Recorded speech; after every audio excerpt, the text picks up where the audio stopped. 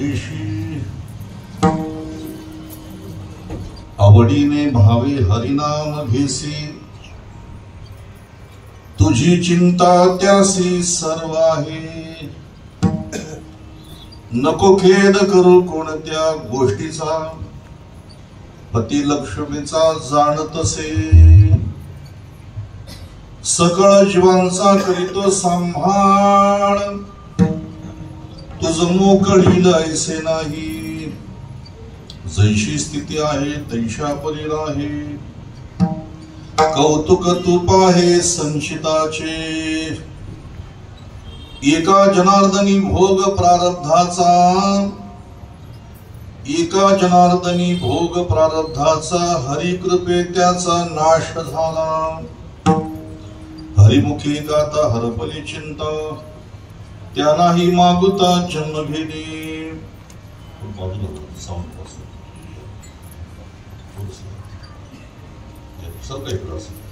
दुसरे चरण संताचिया त्यांच्या कृपादाने कथेचा विस्तारू बाबाजी सद्गुरु दास तुका लोकाभिराम मरणरंगधीरम राजीव नेत्र मृगवंशनाथम कारुण्य रूपम करुणाकरंतम श्रीरामचंद्रम शरणं प्रपद्ये मनोजवं मरुततुल्य वेगं जितेन्द्रियं बुद्धिमतामूर्ष्णं वातात्मजं वानरयूथ मुख्यं श्रीरामदूतं शरणं प्रपद्ये मंगल भवन अमंगल हारी द्रौसुद शरताजर विहारी सिया राममय सब जग जाणी करहु प्रणाम जोरी जुग पाणी जयांचे केलिया स्मरण होय सकळ विद्यांचे अधिकरण तिची वंदू श्री चरण श्री गुरूंचे ते नमस्कारोनी आता या देवी सर्व भूतेषु बुद्धि रूपेण संस्थिता नमस्तस्ये नमस्तस्ये नमस्तस्ये नमो नमः चौक भरीला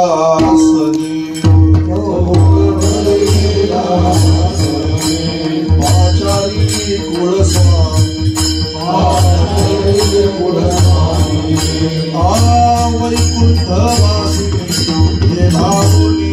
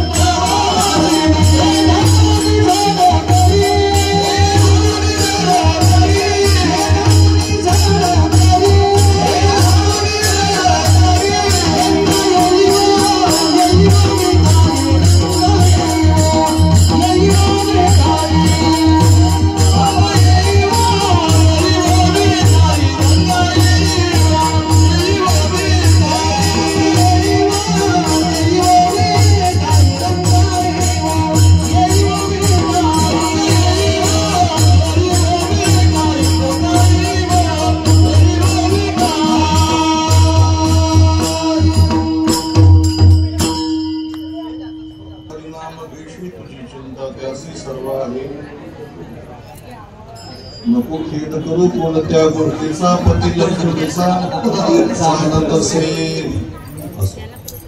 आजच्या या भक्तप्रसंगी तीर्थकृती सेवेकरिता निवडलेला अभंग या पवित्र महाराष्ट्रातील पवित्र जलतीर्थ अमृत वाहिनी पुण्य पावन पुण्य सरीला गोदावरी मातेच्या तीरावर असलेलं श्री क्षेत्र प्रतिष्ठान पैठण त्या क्षेत्र प्रतिष्ठान पैठण क्षेत्रातील महान संत भानुदास महाराजांच्या कुळामध्ये अवतीर्ण झालेले महाविष्णूचे अवतार संत श्रेष्ठ शांती ब्रह्म श्री एकनाथ महाराज यांचा हा 5 चरणाचा अभंग सेवेकरता निवडलेला आहे.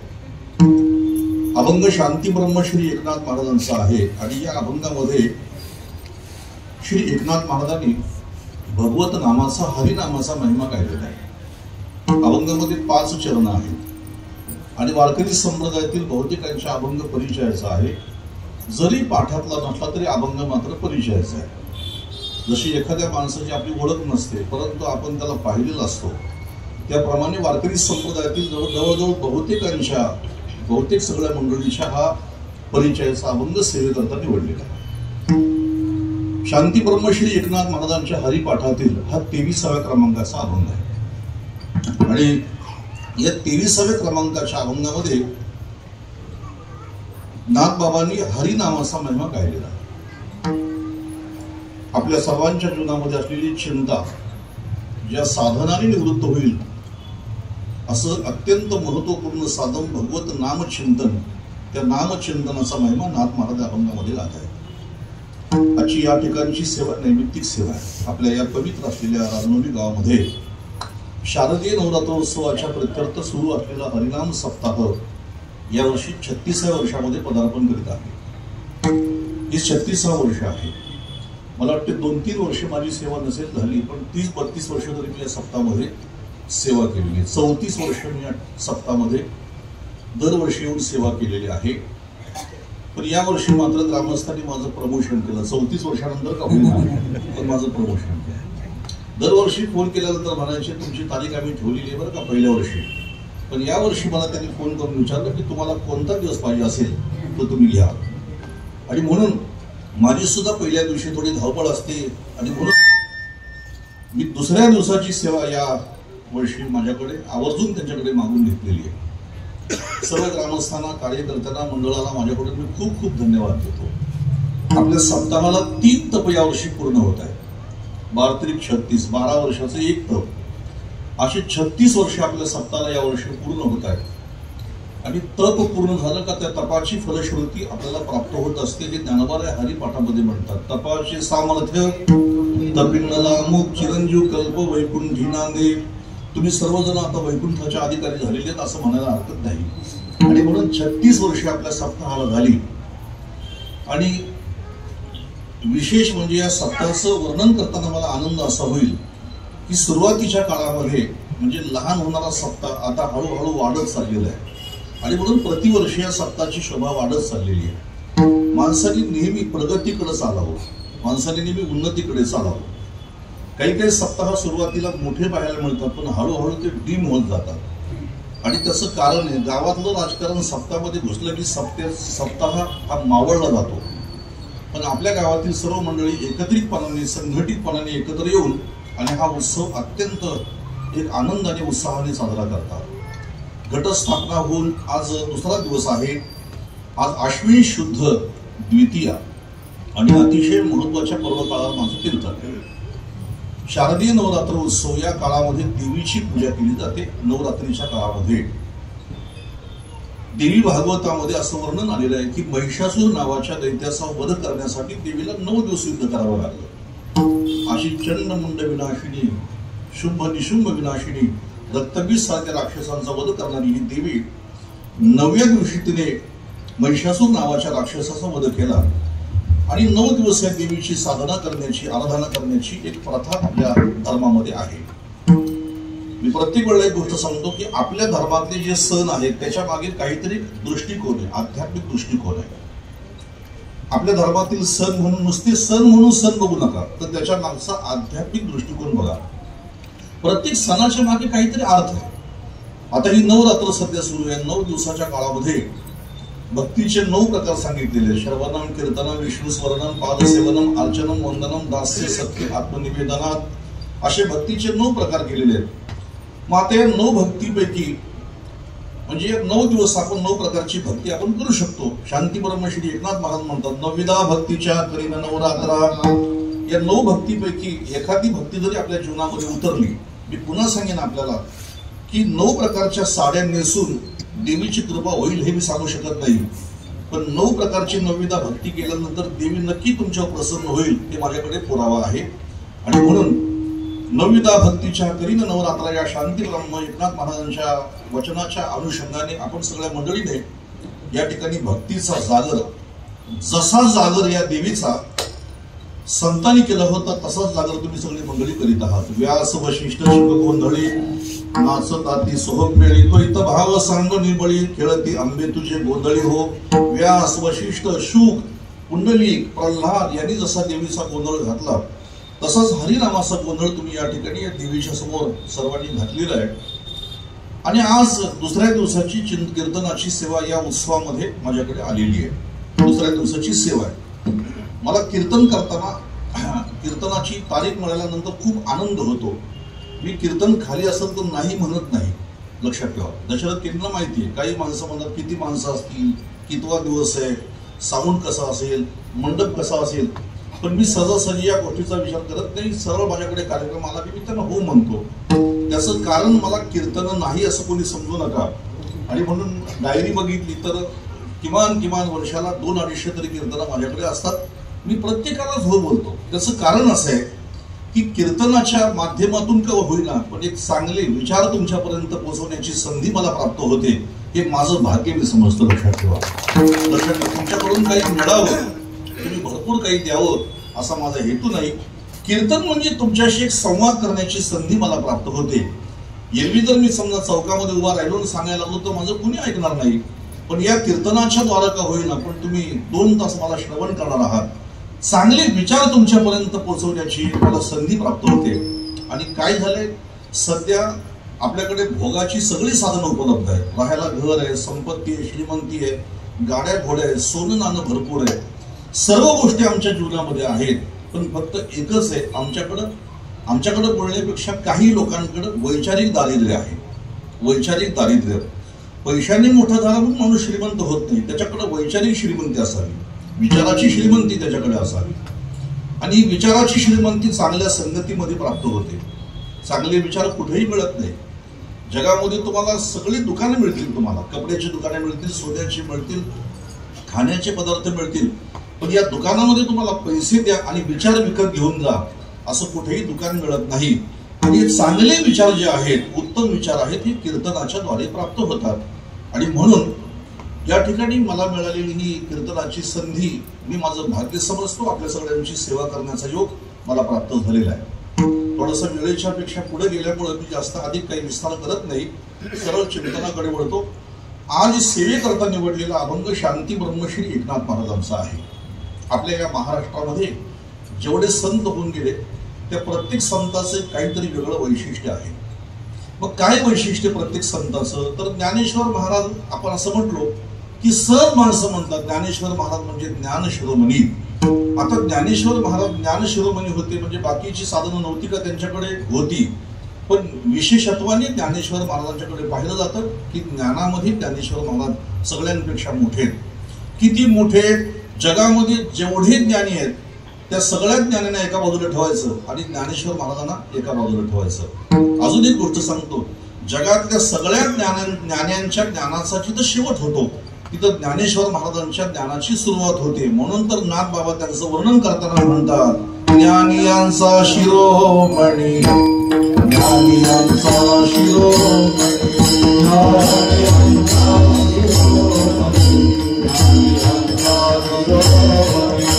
वंदे गोगा पुष्पसारी, वंदे गोगा पुष्पसारी,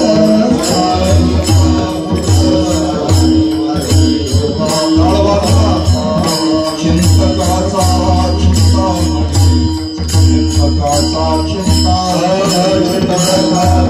चिंतामणी, चिंतकाचा चिंतामणी, ज्ञान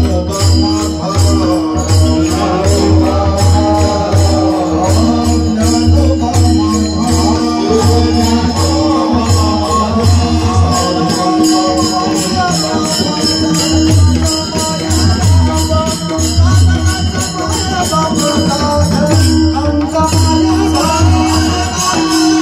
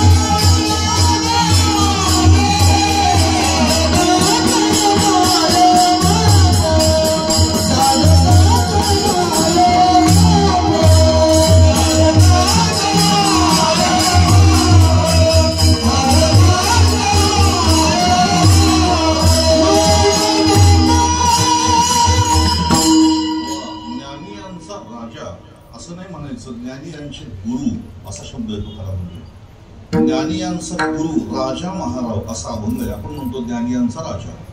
जगातले जेवढे ज्ञानी आहेत त्या ज्ञानियांचे गुरु ज्ञानेश्वर महाराज आहेत. म्हणून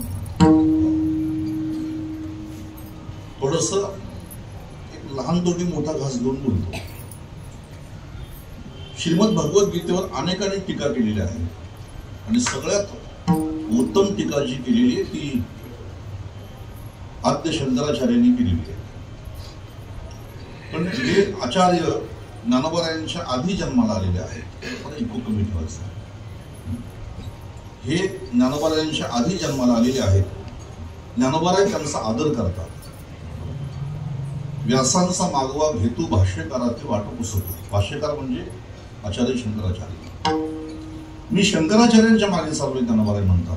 पण तेच शंकराचार्य आधी जन्माला आले. ते जर नंतर जन्माला आले असते तर ते म्हटले असते एवढी चांगली ज्ञानेश्वरी जर माझ्या ज्ञानोबारायांनी लिहिली तर मी कशाला गीतेवरती भाष्य करू असं म्हटलं असतं. आणि म्हणून जगातील सर्व ज्ञानांचे गुरु ज्ञानेश्वर महाराज.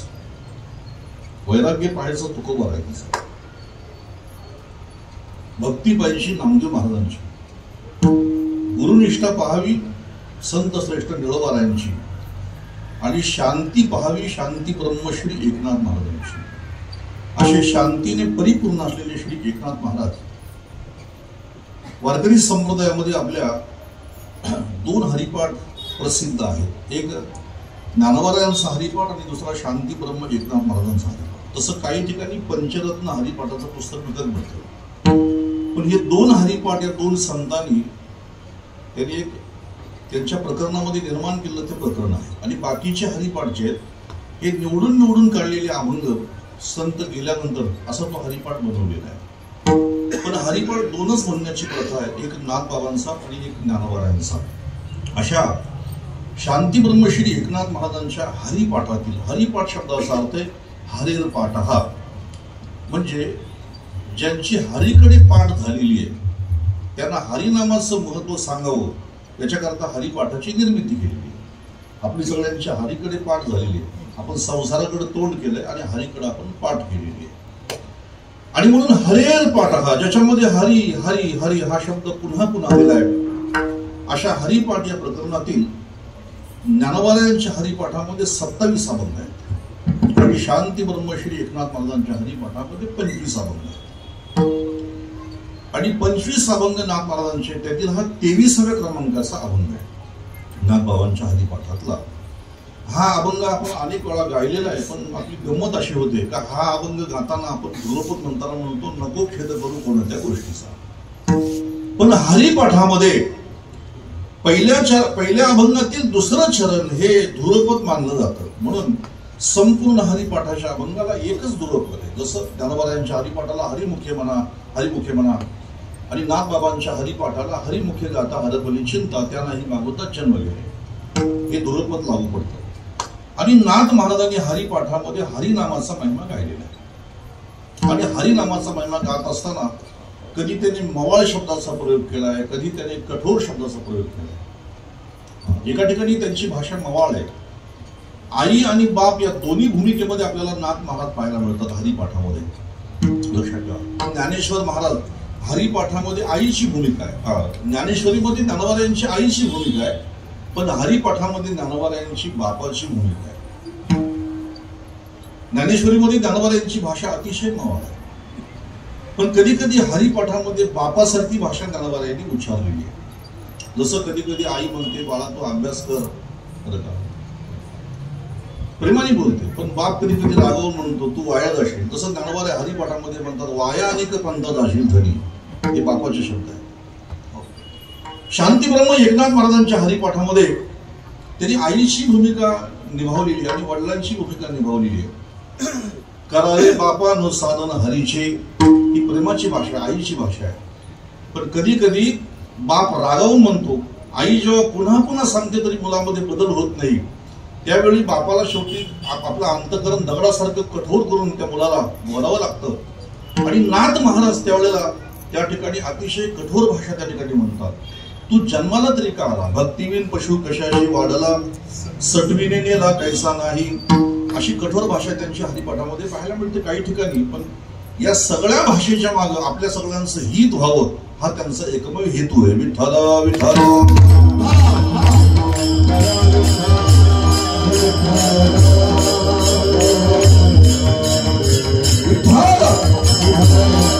आपलं हित व्हावं, आपलं परम कल्याण व्हावं हा त्यांच्या बोलण्याचा आमचा हेतू आहे.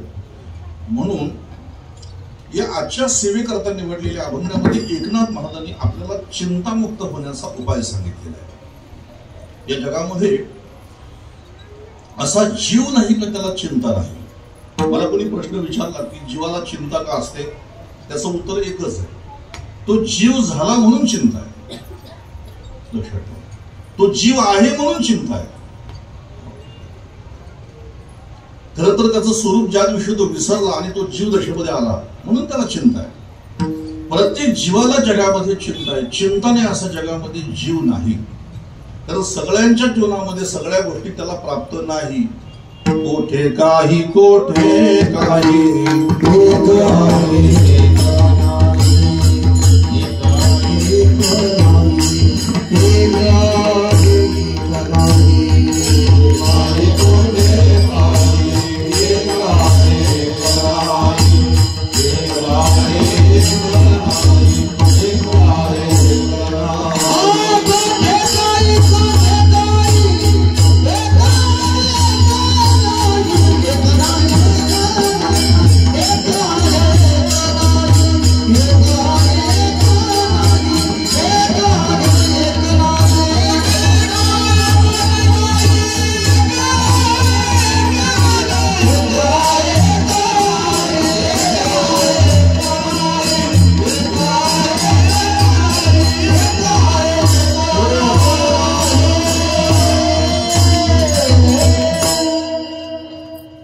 सगळ्या गोष्टी उपलब्ध नाही आहेत का?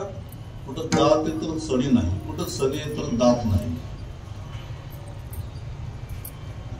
एखाद्याचं घर चांगलं आहे पण घरामध्ये राहणाऱ्या माणसांमध्ये एकमत नाही. काही माणसांना संपत्ती पुष्कळ आहे पण तो साखर खाऊ शकत नाही. काही माणसांना संपत्ती भरपूर आहे पण मुलं बाळ नाही. काही माणसांना मुलं बाळ भरपूर आहेत परंतु त्याची सत्ता नाही. काही माणसांना सगळं आहे पण नातेवाईक नाही.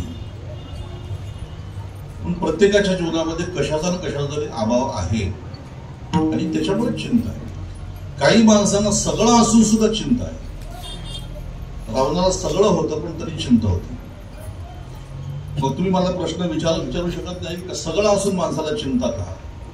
तर सगळं असून सुद्धा माणसाला चिंता आहे. त्याला कशाची चिंता आहे? माझ्यापेक्षा समोरच्या माणसाकडे जास्त आहे याची त्याला चिंता आहे. म्हणजे सगळं असून सुद्धा चिंता जीवनामध्ये. मग जगामध्ये असा जीव नाही की त्याला चिंता नाही.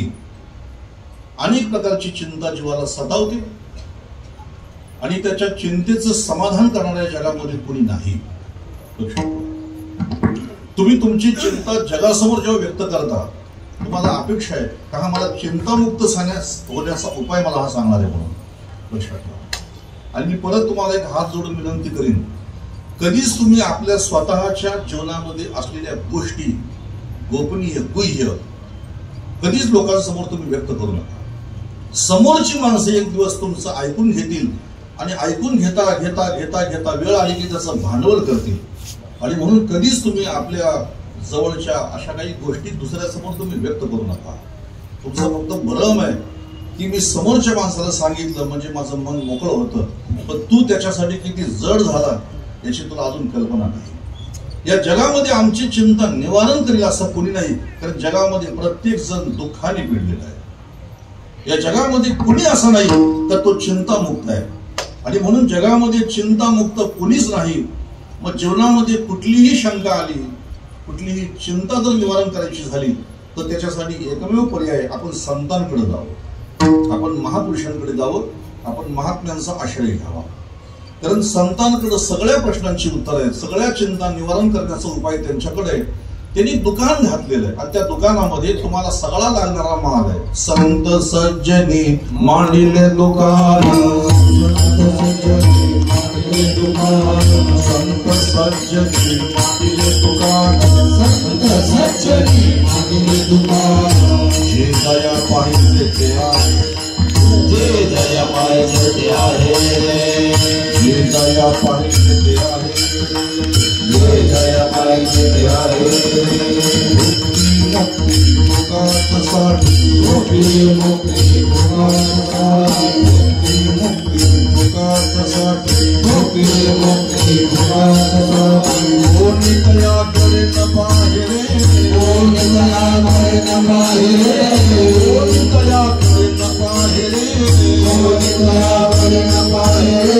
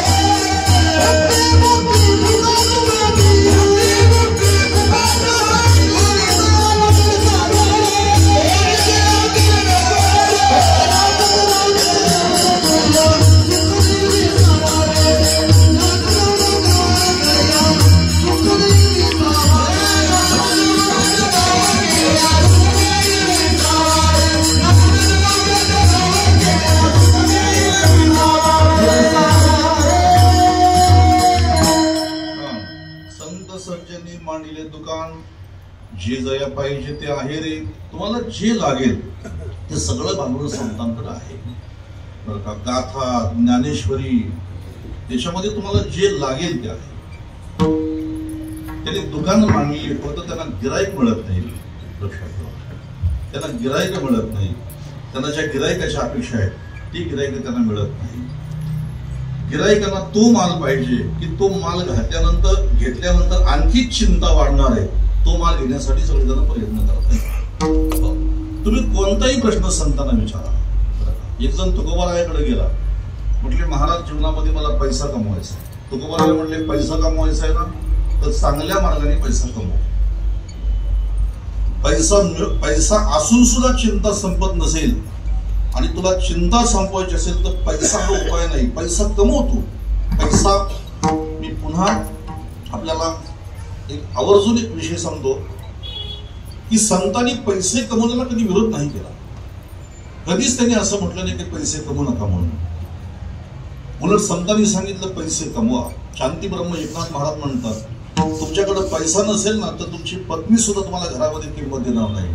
त्या धनाशी झाली या तुटी, स्त्री वसवसोनी लागे पाठी, किंवा धनहीन पुरुषाशी स्त्री लवटो करीदैशी गुटका देखोनी शुलीदैशी हलवी पुच्छे कुकांद. धनवान पुरुषाशी स्त्री लवटो करीदैशी गुटका देखोनी शुलीदैशी हलवी पुच्छे कुकांद. नाथ महाराज म्हटले पैसा कमवा. मग संतांनी पैसे कमवण्याला विरोध नाही केला. पण एक गोष्ट मात्र संतांनी आपल्याला महत्वाची सांगितली, संपत्ती कमवा पण अन्यायाने कमवू नका. अन्यायाने कमवलेली संपत्ती माणसाला 10 वर्ष सुख देते पण 11व्या वर्षापासून त्याच्या विनाशाला सुरुवात करते. जशी एखाद्या लाकडाला कीड लागावी आणि हळूहळू ती कीड लागल्यानंतर ते लाकूड पूर्णपणे नष्ट होऊन जातं, तसं 10 वर्षापर्यंत अन्यायाने कमवलेली संपत्ती माणसाला सुख देऊ शकते, आनंद देऊ शकते, पण 11व्या वर्षापासून त्याच्या नाशाला ती सुरुवात करते. अन्यायोपार्जितम द्रव्य 10 वर्षांनी तिष्ठती, प्राप्तीचे 11 वर्ष समूलंच विनश्यते. म्हणून तुकाराम महाराजांकडे आलेले एक माणूस, महाराज संपत्ती कमवायची, कमव पण जोडून या धन उत्तम व्यवहारे. एक जण तुकोबाराकडे आला, महाराज मला संन्यास घ्यायचा आहे, मला कंटाळा आला आता पांढरे कपडे घालून, मला आता भगवे कपडे घालायचे. आणि म्हणून तुकोबाराय म्हणतात तुला जर आता संन्यास घ्यायचा आहे, गोसाई व्हायचं आहे तर फक्त माझी विनंती एवढीच आहे, तू जेव्हा जाशील ना घर सोडून तेव्हा मोबाईल फक्त घरी ठेवून जा, एवढीच माझी विनंती आहे. आशाही समोर खरवणी काढावी, देवाचं गोसावी व्हावे तेने. भगवे कपडे घालशील आणि मोबाईल सोबत घेऊन जाशील आणि बँकेचं पासबुक सोबत घेऊन जाशील, तुला कोण गोसाई म्हणणार आहे? सगळ्या प्रश्नांची उत्तरं तुकोबाराय यांच्याकडे आहेत, नाथबाबांकडे आहेत. असा चिंतायुक्त असलेला समाज चिंतामुक्त व्हावा अशी संतांची एक धारणा आहे. आणि म्हणून शांती ब्रह्मश्री एकनाथ महाराजांच्याकडे आलेले काही लोक, महाराज तुमचं जीवन अतिशय चिंतामुक्त आहे, मग आमचं सुद्धा जीवन चिंतेने मुक्त व्हावं, आमच्याही जीवनामध्ये तुमच्यासारखा आनंद मिळावा, याच्यासाठी काहीतरी उपाय सांगा. आणि तोच उपाय शांती ब्रह्मश्री एकनाथ महाराज अभंगाच्या पहिल्या चरणामध्ये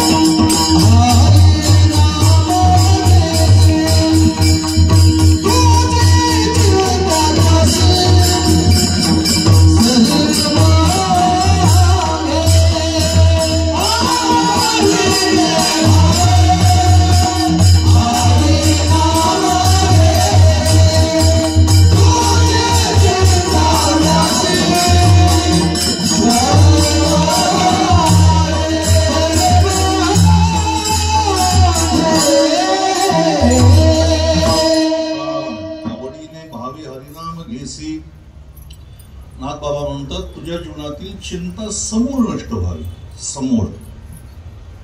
तर त्याच्याकरता एक उपाय आहे, तू आवडीने देवाचं नाव घे, हरिनाम घेशील. आणि पुढे म्हणतात नुसती आवड असून चालणार नाही, तर भाव सुद्धा असला पाहिजे. बघा, म्हणजे शांतीब्रह्म एकनाथ महाराज आपल्याला चिंता दूर करण्याचं औषध सांगतात, आणि ते औषध कसं घ्यावं त्याचं पथ्य सुद्धा अभंगामध्ये सांगतात. विठ्ठल विठ्ठल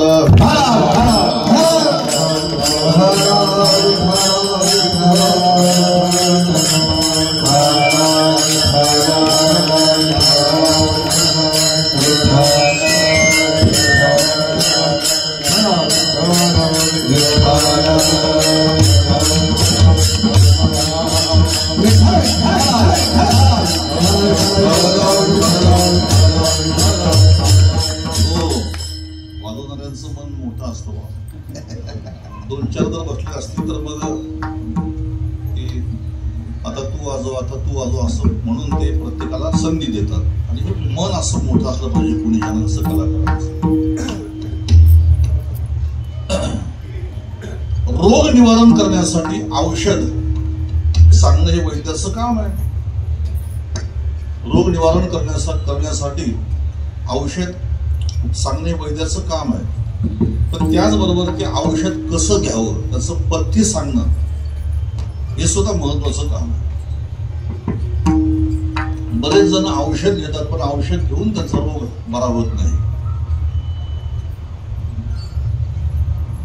आमचे गुरुजी एक गोष्ट सांगायची की पाताळामध्ये एकदा शेषाचं पोट दुखू लागलं.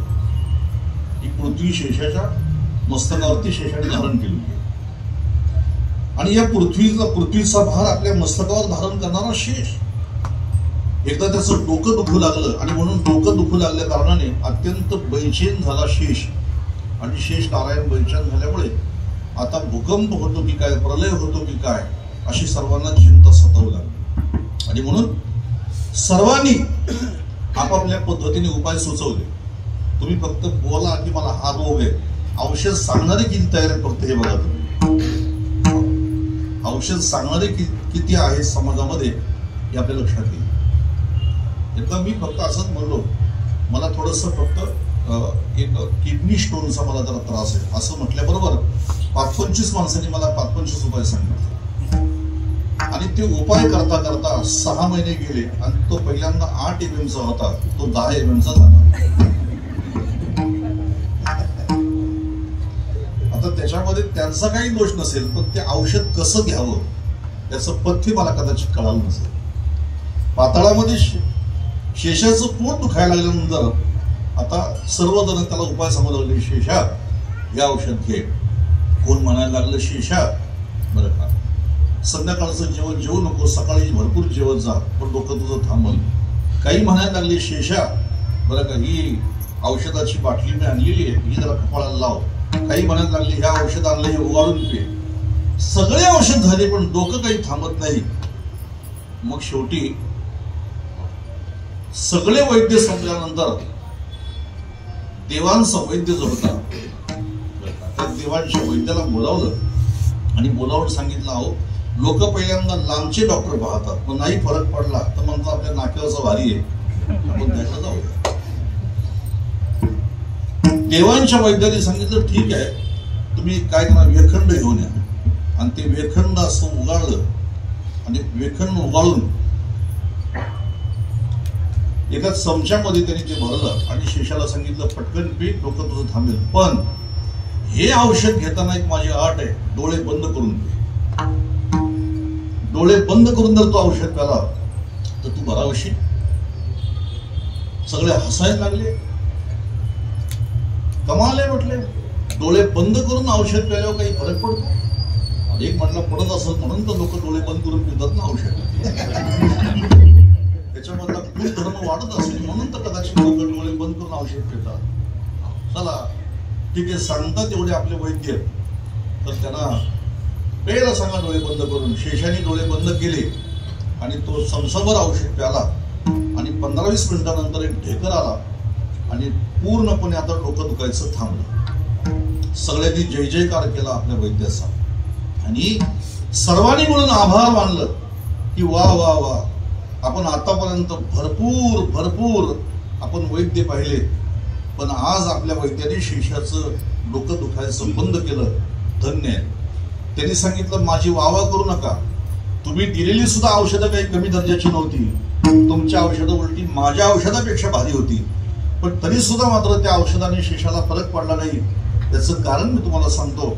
ते औषध कसं घ्यावं याचं पथ्य तुम्ही त्यांना सांगितलं नाही पण मला ते माहिती होतं की शेषाने औषध कसं घ्यावं. ते म्हटले, काय सांगा बघू. मग त्यांनी सांगितलं की तुम्ही दिलेली औषधं अत्यंत एक प्रभावी औषधं होती पण शेषाच्या डोळ्यामध्ये असलेली विषाची प्रभा त्या औषधावर पडली की त्यातला गुण नष्ट होत होता.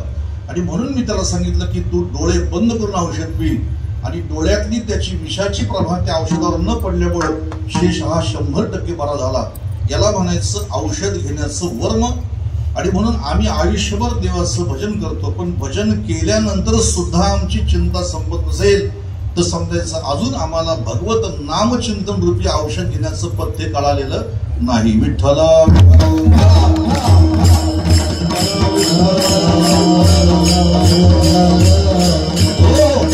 अरे भवरोगासारखी चिंता जर दूर होते तर बाकीच्या चिंता काय घेऊन बसलेल्या आहेत.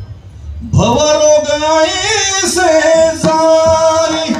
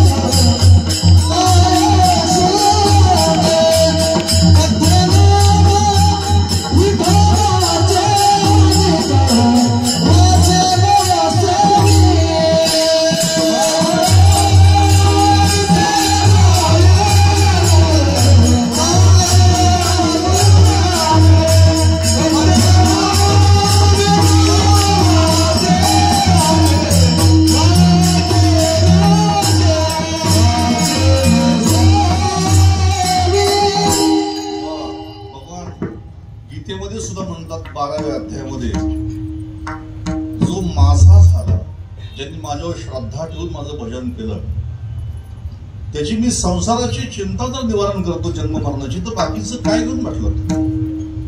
एवढा मोठा भवरोग जर त्या भगवंताच्या नामचिंतनाने बरा होऊ शकतो, तर बाकीच्या प्रकारांचं काय घेऊन म्हटलं तुम्ही. तेषाहम समुद्धरता मृत्यू संसार सागरात भवानी नचिरात पार्थ मैया वेशित चेतसाम. माझी या भक्ता काही संसाराची चिंता, काही समर्थाची कांता कोरांना मागे. जो माझा झाला, ज्यांनी माझं आवडीने भजन केलं, नुसतं आवडीने नाही तर त्या आवडीमध्ये प्रेम असेल, तर मग मात्र त्याची चिंतवणी मदची पडेल. भगवान म्हणतात बघ, त्याची चिंता मी वाहतो, त्याला काही चिंता करायची गरज नाही. जो सर्वस्वाने माझा झाला,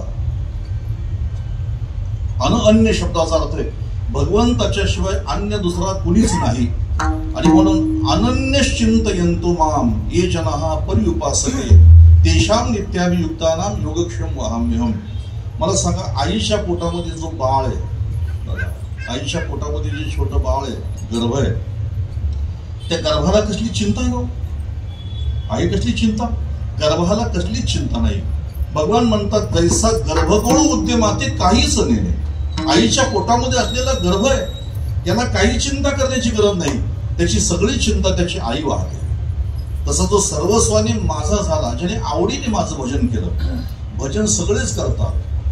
राम नाम तो सब कोई जपे, ठग ठाकूर और चोर, कबीरजी म्हणतात. सगळेच भजन करतात, ठग ठाकूर चोर सगळेच भजन करतात, पण भजन करण्याचं वर्म मात्र सर्वांना माहित नाही. जगद्गुरु तुकोबाराय म्हणतात, देवाचं जो देवाचा झाला आणि देवाचा होऊन याने देवाचं आवडीने भजन केलं, प्रेमाने भजन केलं, त्या भगवंताला त्या नामाचा एवढा अभिमान आहे की त्याला छोटी जरी चिंता असेल तर एवढा दूरचा परमात्मा तिथे येऊन त्याची चिंता निवारण करतो. तुका म्हणे यासी नामाचा अभिमान,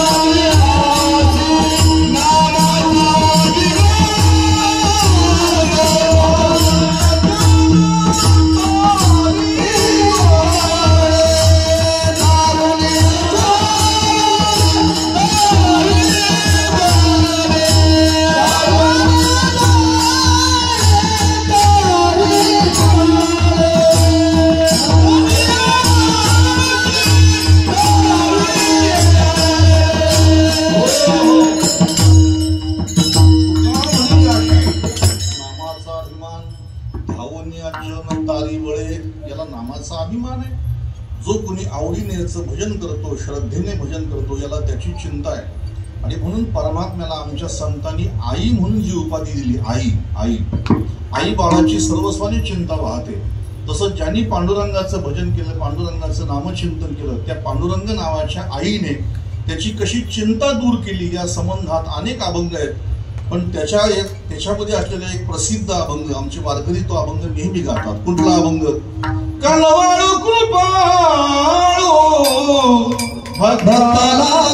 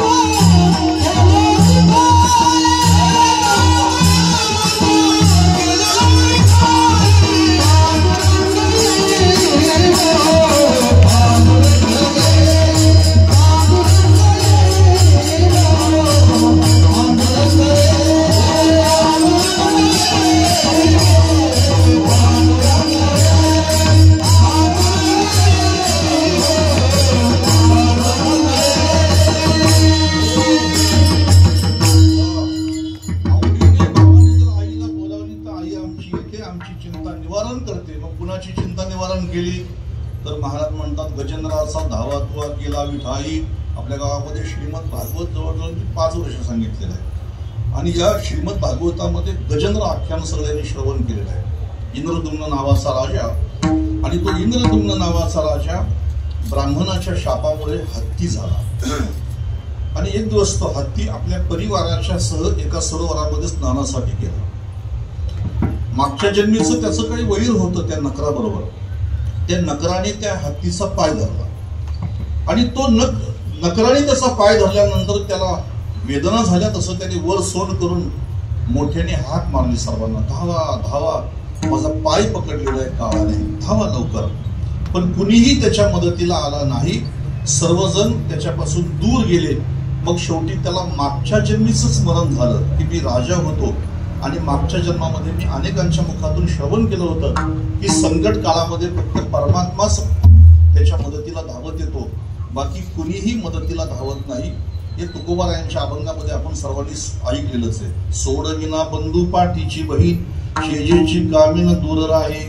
बरं का, काळाची आवडी पडेल बा जेव्हा, सोडविना तेव्हा मायबाप. सोडविना राजा देशाचा चौधरी, अनेक सोयरे भले भले, कुणी सोडवत नाही. तुका म्हणे तुझं सोडविना कोणी, एका चक्रपाणी वाचोनिया. आणि त्या हत्तीला कळालं काही सर्व माणसं माझ्या सुखामध्ये सहभागी होती, पण दुःखामध्ये माझ्या कुणी सहभागी नाही. मग त्याने त्याच सरोवरातील एक कमळ घेतलं, आणि ते सोंडेमध्ये कमळ, त्याला माहीत सुद्धा नव्हतं देवाला काय म्हणतात. असेल जो कोणी ब्रह्मांड नायक, बरं का, आपुल्या हाकेसी देईल हाक. आणि म्हणून त्याने हातातलं कमळ भगवंताच्या नावाने भिरकावलं, आणि स्वतः परमात्मा वैकुंठाहून खाली आले. हा कै लक्ष्मी ती कहे गजराज. लक्ष्मी म्हटली चालले कुठं, चालले कुठं. हत्ती म्हणायचं होतं, पण हा म्हणेपर्यंत वैकुंठात होते, आणि ती म्हणेपर्यंत मृत्यू लोकात आले. आणि त्या सरोवरातून गजेंद्राला मुक्त केलं, केवळ त्याच्या नामचिंतनाच्या बळावर. 2. त्याच्यानंतर पुढे महाराज सांगतात, कौरवे पांचाळी सभे माझी आणली, वस्त्र हरणे वस्त्रे कैशी झाली माऊली. द्रौपदीला भर सभेत आणून द्रौपदीचं वस्त्र फेडण्याचा प्रयत्न दुःशासनाने केला, आणि त्यावेळेला माझी विठाई माऊली, कृष्णाई माऊली साडीच्या रूपाने प्रगट झाली, आणि द्रौपदीची चिंता निवारण केली. दुर्वास पातला धर्मा छळावयावनी. दुर्वास ऋषी सर्व शिष्यांसह आला, आणि रात्रीच्या वेळेला येऊन म्हणायला लागली की मला भोजन पाहिजे, पण आता भोजनच नव्हतं. शेवटी भगवान परमात्मा माझी आई त्यावेळेला तिथे आली, आणि भाजीचं पान खाऊन दुर्वासाचे सगळे शिष्य जेवू घातले. त्याच्यानंतर अंबरीशाच्या साठी भगवंताने 10 अवतार घेतले. अशी सगळ्यांची चिंता निवारण करणारा परमात्मा तुमची सुद्धा चिंता निवारण करू शकतो. फक्त एक अट आहे की भजन करताना आवड आणि प्रेम असावं. कारण भगवान स्वतः म्हणतात, मला बाकी काही लागत नाही. अगरबत्ती किती रुपयाची आणली, मला घेणं देणं नाही. फुलं कुठल्या दुकानातून आणली, मला घेणं देणं नाही. वस्त्र किती रुपयाचं आणलं, मला माहित नाही. मला तुम्ही नेमकं नैवेद्य कोणता दाखवता हेही मला माहित नाही. मला फक्त एकच माहिती आहे, आम्ही भावाचे पाहुणे भलं तेही. मी फक्त भाव पाहतो अंतकरणातला, बाकी गोष्टीशी मला काही घेणं देणं नाही. आणि रामायणामध्ये सुद्धा भगवान शबरी मातेला म्हणतात, तो ब्राह्मण आहे, क्षत्रिय आहे, वैश्य आहे, शूद्र आहे, कोण आहे, आगरी आहे, तेली आहे, कोळी आहे, माळी आहे, कीर्तनकार आहे, प्रवचनकार आहे, माळकरी आहे, बिना माळकरी आहे, मी काही बघत नाही. माझं नातं फक्त असतं ते भक्तीचं नातं असतं. राम कहे रघुपती सुमभामिनी माता, मानहु एक भक्ती करनाता. मी फक्त भक्तीचं नातं पाहतो. आणि म्हणून भगवंताचं प्रेमाने, भावनेने, आवडीने जर नाव घेतलं तर मग मात्र तो परमात्मा सर्व चिंता आपली वाहतो. म्हणून आवडीने भावे हरिनाम घेसी, तुझी चिंता त्यासी सर्व आहे. इथं हरिनाम शब्दाचा प्रयोग केलेला आहे. आता हरी म्हणजे सगळ्या अवताराचं मूळ काय असेल तर हरी हे सगळ्या अवताराचं मूळ आहे. आणि म्हणून त्याचे जेवढे जेवढे अवतार झाले, तुम्ही कुठल्याही अवताराचं भजन करू शकता. तुम्ही कृष्ण म्हणा, तुम्ही विष्णू म्हणा, तुम्ही गोविंद म्हणा, तुम्ही नारायण म्हणा, तुम्ही काहीही म्हणा. नामाची सहस्रवरी नावा या अवधारी, नका ते वाढू जा, नको वाढू, शेती मारत ना बरं का. नामाची सहस्रवरी नावा या अवधारी, सजोनिया संसारी तारू जहारो. माझी हजारो नाव आहे, तुम्ही मला कोणत्याही नावाने हाक मारा, मी तुमची चिंता निवारण करीन, भगवान म्हणतात. आणि म्हणून शांती ब्रह्म एकनाथ महाराज म्हणतात, एखादा विषय तुमच्या बरं का जीवनामध्ये तुम्हाला प्राप्त नाही झाला तर तुम्ही जीवनामध्ये खंत करता, खेद करता. पण कोणत्याही गोष्टीचा खेद करू नका. लक्ष्मीचा पती सर्व जाणतो, अभंगाचं दुसरं चरण.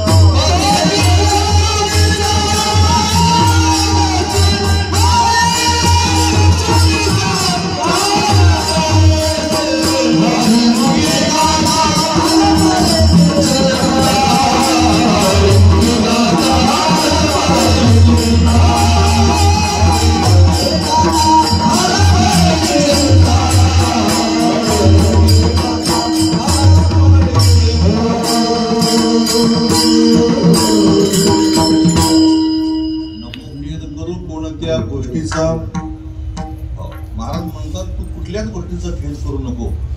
आयुष्यामध्ये एखादी गोष्ट मला प्राप्त व्हावी, एखादा विषय प्राप्त व्हावा, अशी इच्छा असते आणि प्राप्त झालेला विषय आपल्याला जेव्हा मिळत नाही तेव्हा अंतःकरणामध्ये खेद होतो. काय होतो? खेद. आयुष्यामध्ये आपल्याला एखादी गोष्ट जर समजा नाही मिळाली तर आपल्याला खेद होतो. म्हणून तुकोबराय म्हणतात कोणत्याच गोष्टीचा खेद करू नको.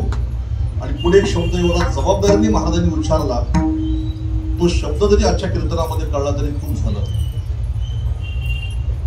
तुकोबाराय इथं आपल्याला सांगतात जो लक्ष्मीचा पती आहे, नाथ महाराज म्हणतात जो लक्ष्मीचा पती आहे त्याला सगळं कळतं, जाणत असे. आता जाणत असे हे म्हणून तो तुमच्या हृदयामध्ये विराजमान आहे, त्याचं अंतर्यामित्व नाथबाबांनी आपल्यासमोर सांगितलेलं आहे. लक्षात ठेवा, तो परमात्मा तुमच्या हृदयामध्ये आहे, त्याचं अंतर्यामित्व नाथबाबा आपल्याला सांगतात. जाणत असे म्हणजे आपल्याला काय दुःख आहे, आपल्याला कोणती चिंता आहे ही परमेश्वराला सांगण्याची गरज नाही. ज्या अर्थी आम्ही त्याला आमच्या वेदना सांगतो, आमचं दुःख सांगतो, याचाच अर्थ असा आहे की अजून तो आम्हाला कळालेला नाही. कारण तो सगळ्यांच्याच हृदयामध्ये वास करतो. सर्वस्य चाहम हृदि सन्नविष्टो मतः स्मृती ज्ञान मपोह नश्यो वेदेश्य सर्वे रहमेव वेद्यो वेदांत कृद्वेद विदेव चाहम. तो हृदयामध्ये विराजमान आहे. तैसा हृदया माझी मी रामू आस्था सर्व सुखाचा आरामू का भ्रांताशी कामू विषयावरी. मी एवढा मोठा परमात्मा तुझ्या हृदयामध्ये विराजमान आहे आणि तू कशाला चिंता करतो. आणि म्हणून हृदयातला परमात्मा त्याला सगळं कळतं. तो जर तुमच्या हृदयामध्ये विराजमान आहे तर तुम्हाला काय कमी आहे हे सगळं त्याला कळतं, त्याला सांगण्याची गरज नाही. म्हणून काकड्याच्या अभंगामध्ये आमचे वारकरी रोज सकाळी उठून ते प्रमाण म्हणतात, न सांगता तुम्हा कळो येते अंतर, कळो येते अंतर. विश्वी विश्वंभर परिहाराची न लगे, परिहारावर आवरिता आवडी, आवरिता आवडी. त्याला सगळं कळतं परमात्म्याला. तो तुमच्या हृदयामध्ये विराजमान आहे. आणि शब्दाकडे लक्ष द्या, ज्याचं भजन तुम्ही करणार आहात तो लक्ष्मीचा पती आहे. म्हणजे संपूर्ण जगामध्ये अंश अंशातल्या अंश रूपामध्ये व्याप्त असलेली लक्ष्मी ही परिपूर्ण लक्ष्मी त्याच्या स्वाधीन आहे. त्याचे पाय तिच्या हातामध्ये आहेत आणि त्या परमात्म्याचे पाय ज्या लक्ष्मीच्या हातामध्ये, जो तिचा पती आहे त्याला सगळं काही कळतं. आता पुढे जाऊन नाथ महाराज म्हणतात की तुमचा त्याच्यावरती विश्वास कसा नाही. जर तो सगळ्यांचा सांभाळ करतो तर तो तुला कसा दूर करील. अभंगाचं 3रं शब्द.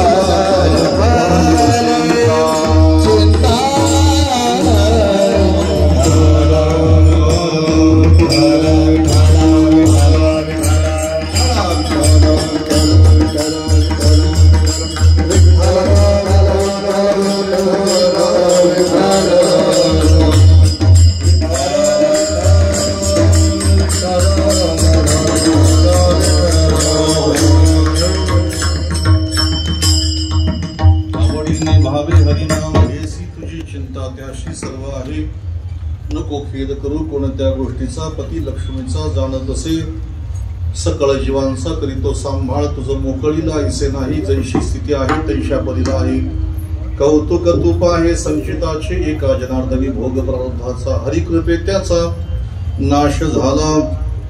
जवळजवळ आपली 3 चरणाचा विचार करता करता वेळ आपली संपत आलेली आहे। उर्वरित फक्त 2 चरण पुढची जी आहेत ही सरळ आपल्या समोर सांगून सेवा पूर्ण करतो। शांती ब्रह्मश्री एकनाथ महाराज आपल्याला आश्वासन देतात की अरे जर तो सगळ्या जीवांचा सांभाळ करतो, सगळ्या जीवांचा सांभाळ करतो, असा जगामध्ये जीव नाही की परमात्मा त्याचा सांभाळ करत नाही। दगडाच्या खाली वर्षानुवर्ष बेडूक राहतो, वर्षानुवर्ष बेडूक राहतो। मला तुम्ही सांगा, त्याच्यानंतर उन्हाळ्याच्या काळामध्ये वसंत ऋतूमध्ये झाडाला पालवी फुटते। तुकोबाराय म्हणतात जीवन तयाशी कोण घाली, लक्षात ठेवा। अजून एक गोष्ट सांगतो, महत्वाची गोष्ट आहे। एक पक्षी असा आहे की तो पक्षी कुठलंच पाणी पित नाही। काय त्याचं नाव? सातक त्याचं नाव। तो कुठलंच पाणी पित नाही, तलावातलं सरोवरातलं पाणी पित नाही। फक्त पावसाच्या वर्षा ऋतूचं पडणारं जे पाणी आहे ते पाणी पिऊन तो आपलं जीवन क्रमण करतो। त्याचं वर्णन करताना तुकोबाराय म्हणतात पाहतो चातक नेगे भूमी जळा, वर्षे उन्हाळा मेघ तया। आईच्या पोटामध्ये असलेलं बाळ, त्या बाळाची सुद्धा परमात्मा चिंता करतो आणि जन्माला आल्यानंतर सुद्धा याला दात नसतील, हा जगला पाहिजे म्हणून त्याला दात येण्याच्या आधी आईच्या स्तनामध्ये परमात्मा दुधाची उत्पत्ती करतो। अरे तो सगळ्यांचा सांभाळ करणारा, तो जगत नियंता तुला कसा तो दूर करील, म्हणून तू त्याचं भजन कर। आपल्याला भजनाकडे नाथबाबा प्रवृत्त करतात। आणि वाट्याला आलेलं जे दुःख आहे आपल्या, त्या दुःखाचं खापर देवावर न फोडता, त्या दुःखाचं खापर इतरांवर न फोडता तुझ्या कपाळाला हात लावायचा, कारण हा तुझ्या संचिताचा भोग आहे। मागच्या जैशी स्थिती आहे तैशा परी राहे, आणि कौतुक तूप आहे संचिताचे।